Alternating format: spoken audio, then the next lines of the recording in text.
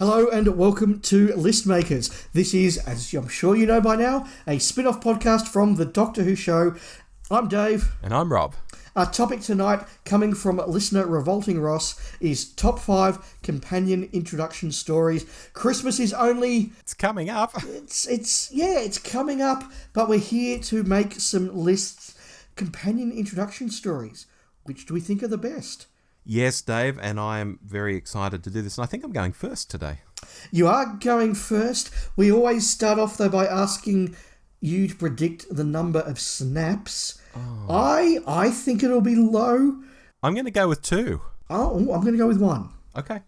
Right. I'm going with 1. All right. Rob. Yes. The show is yours. Please make your list. Thank you, Dave. In at number 5, I'm going with Planet of Fire and Perry.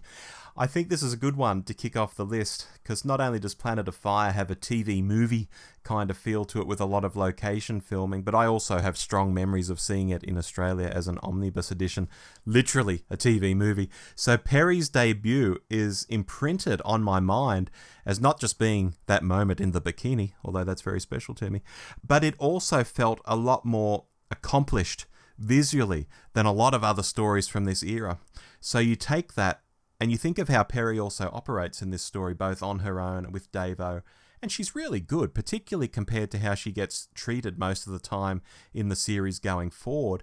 This is a great Perry, full stop, and the fact it's her debut story is like the cherry on top. So I think this is a really solid way to start my list, even if I do say so myself. Nice. In at number 4, I've gone with The 11th Hour and Amy. Now, I'm not particularly fond of the Amy character at all, as many people will know who listen to the podcast, but I think this story was quite charming, and her introduction as a child, hanging out with Matt Smith, having fish fingers and custard. Then we fast forward to her older self, who basically has mental issues because of this imaginary friend she had as a child, suddenly fleshes out this character in one episode in a way that many companions, especially in the classic era, didn't get across their entire runs. And the way it's tied back into when Smithy regenerates and he sees the young Amy running around the TARDIS, there's even a payoff there that you don't know is coming when you first see the story. I don't think Moffat knew it was coming either. So I think this is super strong. I'm not into Amy at all. I reiterate that, but damn, she has a good debut story. In at number 3, I've got An Unearthly Child for Ian and Barbara. And how could I not have this episode in here? It's iconic by itself. It makes it into all sorts of fan lists across many topics. But to consider that this is also the introduction for Ian and Barbara, and Susan too, if we're being literal about it, I think it's a must to include here. I remember the first time I saw it, it was actually like a 5th generation copy of the pilot, not the actual transmitted first episode. And it just felt magical. And it's weird. It was only 24 years old at the time, but to a 12-year-old in 1987, the year 1963 seemed a million years ago. It was ancient. Of course, I look back on something now from 24 years ago and think, gee, that wasn't long ago, was it?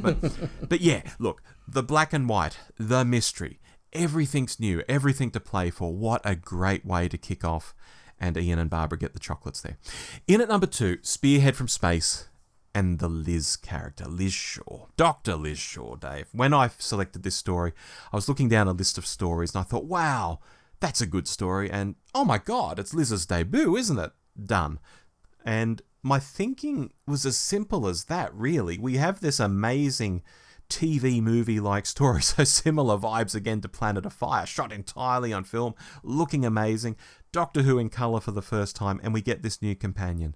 And I've got to say, though, it's interesting. People have this, Liz was this new take on a companion. She was so smart.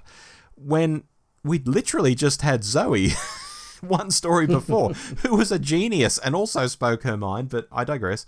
While Liz doesn't get a long run as a companion, this season and her debut in it is really, really, really strong, and it can't not be in this list. I'd feel ridiculous not including this. Number 1. Yeah, finally number 1, and this may come from left field for a lot of people. I'm going with Asylum of the Daleks and Clara. And I'm going for something a bit left field and a bit of a cheat here for some colour, basically, Dave, because it's not really Clara. Not like you. Oh, it's not like me at all. But it's not really Clara, so this isn't really her debut. And yet, it is Jenna Coleman making her debut. And that's so Moffat. You know, he's always playing with ideas. How can I mix stuff up? And while the Dalek side of the story is a straightforward sort of thing, all the scenes with Oswin are great. And I remember seeing this the first time and thinking, weren't we meant to meet the new companion later in the series? What are they pulling here? That's Jenna Coleman, or Jenna Louise Coleman, as she used to be called at the time. She's on the screen. She's in this story. What is happening? And when the penny finally drops that, spoilers, Oswin is actually a Dalek, and she's built this reality in her mind, that was a real, oh, wow sort of moment. So for the fact it's a debut that's not a debut, and it has a huge rug pull for good measure, I'm going to stick Clara, not Clara, here at number 1, Dave. That's a very Rob list. Thank you very much. Did we snap? We did. How many times? 1. Oh, you were right. Okay. So, 1 snap, does that mean that my list is going to be full of oddballs? Or Rob's was full of oddballs? Or maybe there's just so many good options to choose from? Let's find out. Number 5. I've jumped straight into the new series and I have picked Smith and Jones. Okay. Martha's debut had a big job to do. She was, in new series companion terms, the difficult second album. She was the companion that really had to fill a slot that RTD had elevated to the level of co-star in a way really not seen in the classic series. Ace maybe comes close, but really not.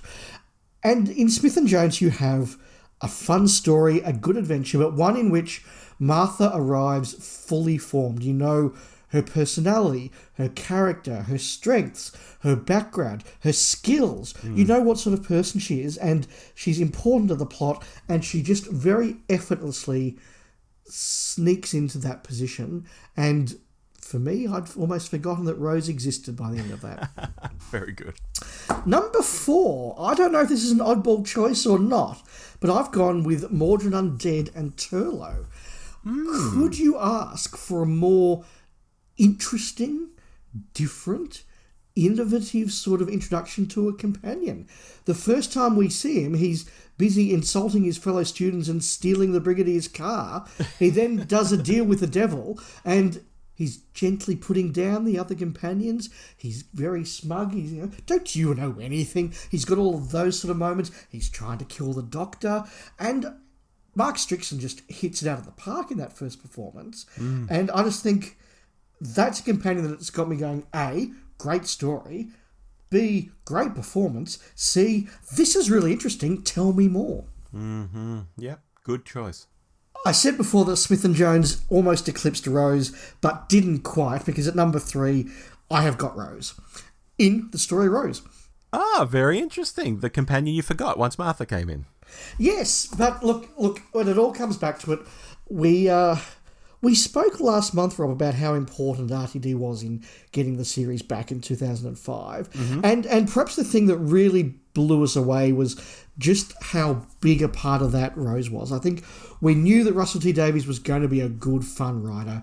Those of us who'd seen a bit of Christopher Eccleston's work knew he was going to be good at the role, but we didn't know that Billie Piper was going to be good at Rose. But she was. She was fantastic. She stole that story, and I just think it was a very, very strong remaking of the companion in a good adventure with a good performance. Yeah. Number 2, you said it would be impossible not to have this on the list. I agree. Dr. Liz Shaw is introduced in Spearhead from space. She is a companion who carries that story. The Doctor's unconscious for the first 2 episodes, for goodness sake. Yet she just comes in. She instantly puts the Brigadier in his place. She's instantly in command of the show. She instantly is just clever, witty, confident. She's one of my, if not my favourite companions, and the story's a classic as well, which helps. What a show. Yeah. Number 1, look, after 4 picks with my head, I've gone with the pick of the heart, and that is The Rescue, introducing Vicky. Nice. Here you have one of the most wonderful and delightful stories in Doctor Who's history. And it's all about introducing a really underrated and magnificent companion in Vicky. Vicky is very quickly shown to have dimensions that, frankly, Susan never quite got. Her relationship with William Hartnell and the Doctor is just perfect from the first moment, and her coming on board starts to redefine the Doctor's character into the Doctor that we sort of know and think of as being the Doctor now, that, you know, really wasn't there in that first season as the Doctor was being shaped. It's a story all about Vicky. It's lovely. She's lovely.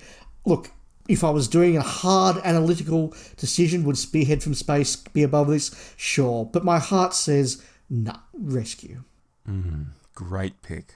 One snap. I think that's probably the place to start. But is there anything left to say? Spearhead from Space is awesome.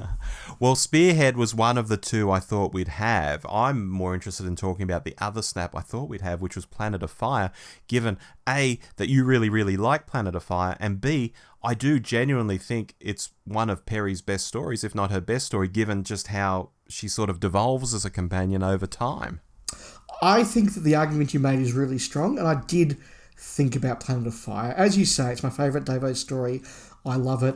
And look, I do think it's a strong debut for Peri, particularly in contrast to where her character goes over the next year.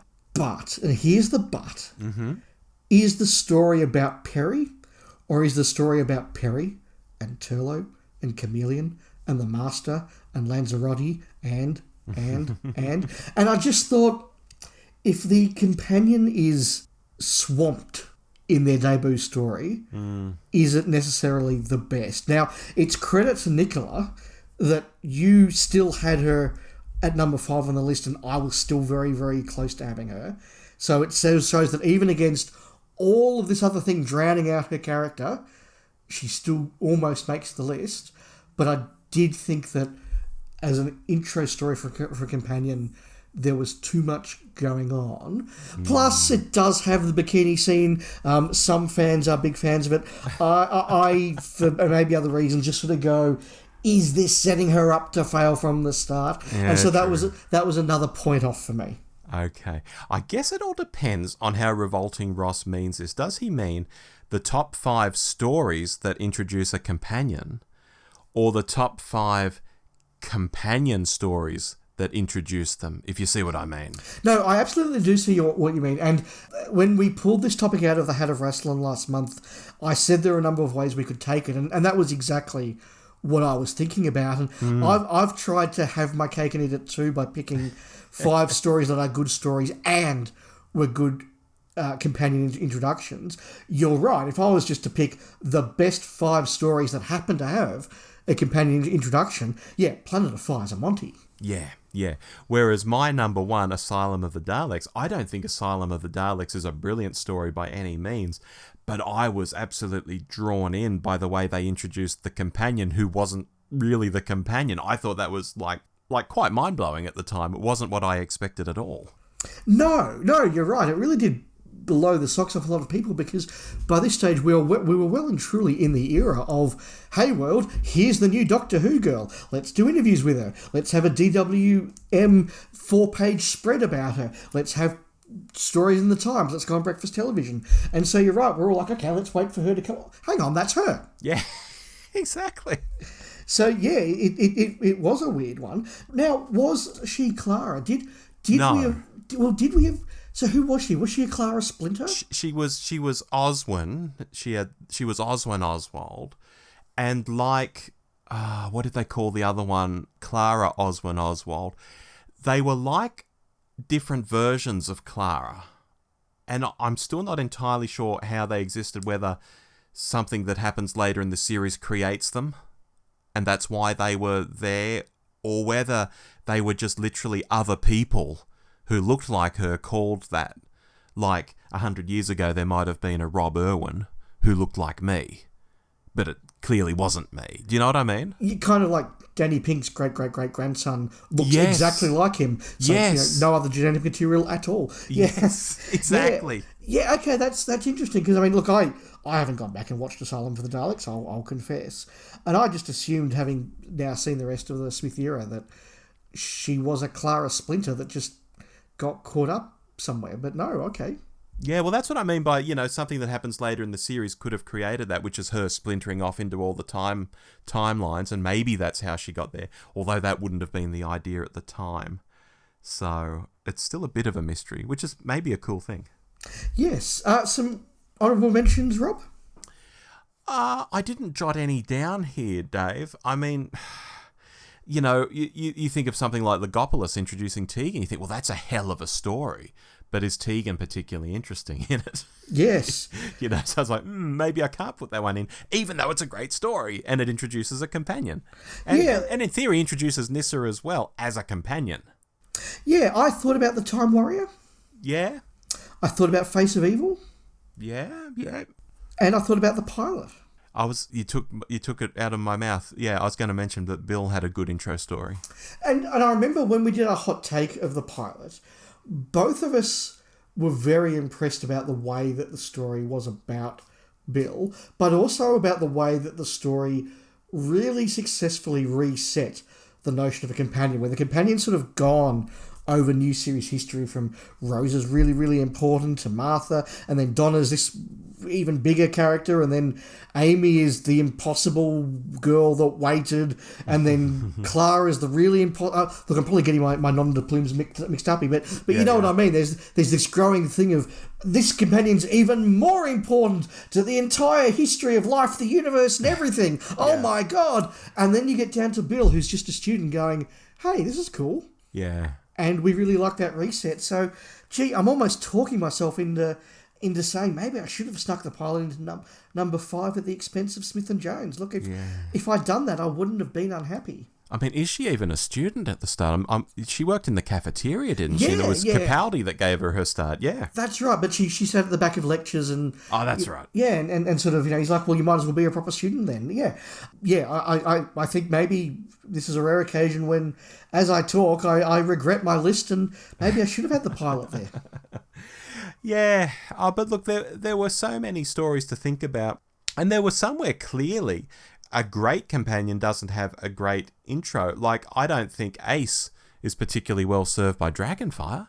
I don't think she's particularly good in it. I don't think it's an amazing story or anything. Yet she goes on to be one of the most important companions ever. I had exactly that thought process where I thought, right, great companions, Ace, introduction story, Dragonfire. Look, I like Dragonfire, but Ace isn't great in it. No, and it's not a particularly good story, really. No, and then I started going backwards. I got to Mel. I was like, well, she doesn't get one. So so I just went back to trying to pluck them out of the air. Yeah, exactly. That's been interesting. More options than perhaps we thought were going to happen. Yeah, and, aside from my Ian and Barbara and your Vicky, we really stayed away from the black and whites and went more modern. Look, we did, and that's interesting. I think perhaps because in the black and whites, it was we're just moving on to the next one. Yeah, here's a new face. They have a name. Here's a paragraph worth of bio. Move on. Evil of the Daleks isn't really about Victoria. True. Wheel in Space isn't really about Zoe. A little bit more than Victoria got, but and I mean, the Highlanders, that was an accident that was a companion's first story. Yeah, and as you say, Fraser Hines changes quite a lot almost immediately afterwards. He does. The Jamie in the Highlanders is not the Jamie of the rest of Doctor Who. No. But we are hitting our time limit pretty hard now, Rob. Yep, we are. So it is time to reach again into Turlough's Hat of Rassilon. Thank you to Revolting Ross for putting that one in the hat. Always love to get contributions from the hat. And this one comes from Homer's twin, and it is top 5 stories where humanity is the monster. That's a perfect topic to go into Christmas with. Thank you for that, Homer's twin. And we will see you in the new year. We will. Until then, I've been Dave. I've been Rob. Merry Christmas, and we'll make some more lists in 2024.